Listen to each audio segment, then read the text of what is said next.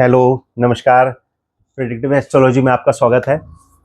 आज एक थोड़ा एस्ट्रोलॉजी से हटके मैं बात ज़रूर करूंगा, लेकिन कहीं ना कहीं इसमें एस्ट्रोलॉजी इन्वॉल्व है। जल्दी से बात को शुरू करते हैं, टाइम नहीं वेस्ट करते। प्लीज़ चैनल को लाइक कीजिएगा और सब्सक्राइब कीजिएगा। एक किताब मेरे हाथ लगी, लाल किताब।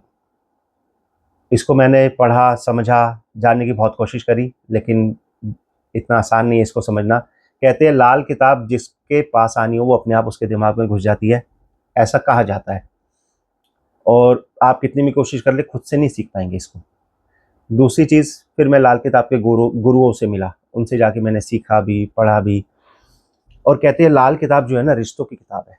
अगर आप अपने रिश्ते बेहतर कर लेंगे, अपने भाइयों से, बहनों से, चाचा ताऊओं से, बुआ फूफा से, माता पिता से, दादा दादी से, बच्चों से, तो आपके ग्रह खुद ही अच्छा फल देने लगेंगे।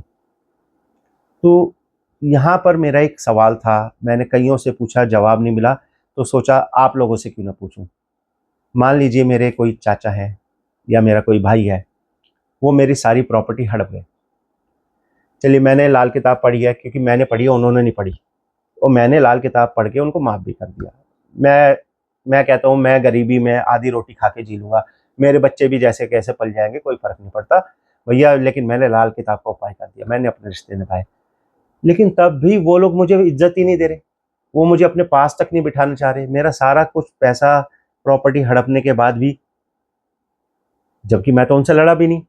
पता है क्यों? क्योंकि उनके अंदर एक गिल्ट आ गया है कि हमने अपने इस भाई से, भतीजे से गलत तो करा ही है, तो अब वो उस शर्मिंदगी की वजह से मेरे साथ बैठना ही नहीं चाहेंगे। पहली बात तो ये। दूसरी बात, अब उनको फ्री का माल मिल गया है, तो भैया उसको उड़ाना है, और उड़ाएंगे कहाँ पर? अपने दोस्तों में, सगे संबंधियों में, वहाँ पर शोबाजी करेंगे कि हमारे पास देखो पैसा है। तो यहाँ पर लाल किताब ने क्या काम करा, एक तो मुझे ये नहीं समझ आया। दूसरी बात, ऐसे ही वीडियोस देखने के बाद आज के शहरों में, खास तौर पे मैं शहरी एरियाज़ की बात करूँगा, सिटीज़ की बात करूँगा, एक बहुत ही खतरनाक बीमारी पनपती जा रही है। वो क्या है? धर्म भाई, धर्म बहन। वैसे ये पहले भी होता था, बट इतना नहीं होता था। आज के कलयुग में, या पहले से भी मैं कहूँगा, रिश्तों की ना, हर रिश्ते की एक मर्यादा होती है। अगर कोई मेरा दोस्त है तो वो डेफिनेटली मेरा क्लोज फ्रेंड है, मेरा भाई जैसा है, लेकिन वो मेरा भाई नहीं है। अगर कोई फीमेल है, वो मुझे भाई कहती है, तो ठीक है, वो मेरी बहन जैसी है, बट एक्चुअल में वो मेरी बहन नहीं है। अब मैं खतरे की आपको अलार्मिंग जो सिचुएशन है उसके बारे में बताता हूँ। होता क्या है, दो भाई हैं, दो सगे भाई हैं, उनके बीच में फ्रैक्शंस या तो प्रॉपर्टी के पीछे आएगा या घर की जिम्मेदारियों के पीछे आएगा।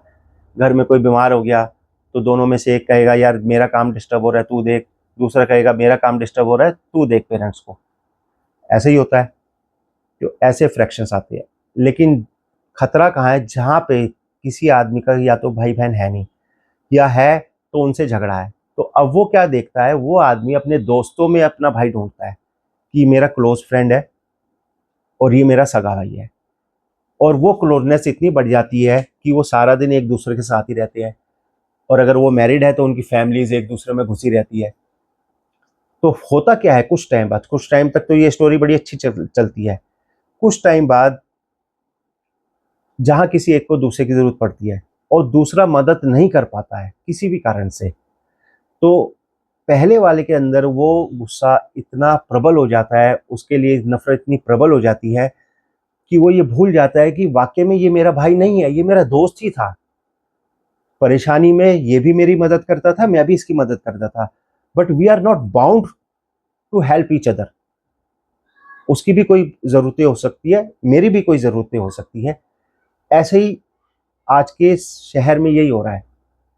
अपनी सास को कोई बहू पूछती नहीं है, लेकिन पड़ोस में कोई बढ़िया औरत है, वो उसको बेटी बेटी कह देती है, तो उसके यहाँ जाके वो त्यौहार मनाए आती है। सास के साथ भी सेम है।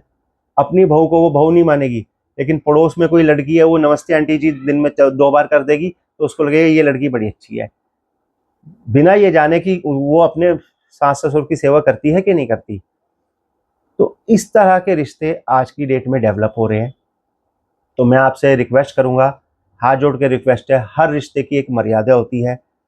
अगर आपके अपने रिश्ते खराब हैं तो आप बाहर दोस्त बनाएं, यार दोस्त बनाएं, उनसे अच्छा बिहेव रखें, अच्छे रिश्ते रखें, मैं ये नहीं कह रहा, लेकिन उनको उस लेवल पे, उस कैटेगरी पे ना लाए कि ये मेरा सगा भाई है, ये मेरी सगी बहन है। आजकल हो ये रहा है, अपने भाई बहन, अपने जीजा साले, इनसे तो हम नफरत करने लगे हैं, ठीक है। और हम बाहर के लोगों को सोचते हैं जो अननोन है। मेरा अभी कोई फ्रेंड बना, हो सकता है 4 साल पहले बनाओ, 5 साल पहले बनाओ, मुझे उसका बैकग्राउंड नहीं पता, कुछ नहीं पता, और मैं उसको महान समझ लेता हूँ कि ये बहुत महान आदमी है, बहुत अच्छा आदमी है। तो क्या ये जायज़ है? और क्या ये लाल किताब के उपाय करने से मेरे वो पहले वाले रिश्ते बेटर हुए? नहीं। तो इट्स बेटर हर रिश्ते की एक मर्यादा रखिए। जहाँ आपको जिस रिश्ते को जितना समय देना है, उसको उतना ही समय दीजिए, उसको उतनी ही वैल्यू दीजिए, उतनी ही इम्पोर्टेंस दीजिए। ये बहुत ज़रूरी है आज के युग में, अपनी और अपने परिवार की सेफ्टी के लिए। और सेफ्टी से ज़्यादा जो हमें दिल का आघात लगता है ना, जिसको हम कहते हैं हार्ट अटैक, दिल टूट गया, उससे ज़्यादा। तो रिश्तों में जब एक लिमिटेशंस, एक मर्यादा हम बनाए रखेंगे, तो वो आघात हमें नहीं लगेगा। वीडियो पसंद आई हो तो प्लीज़ लाइक कीजिएगा, सब्सक्राइब कीजिएगा। नेक्स्ट वीडियो में हम एस्ट्रोलॉजी की बात ज़रूर करेंगे। धन्यवाद।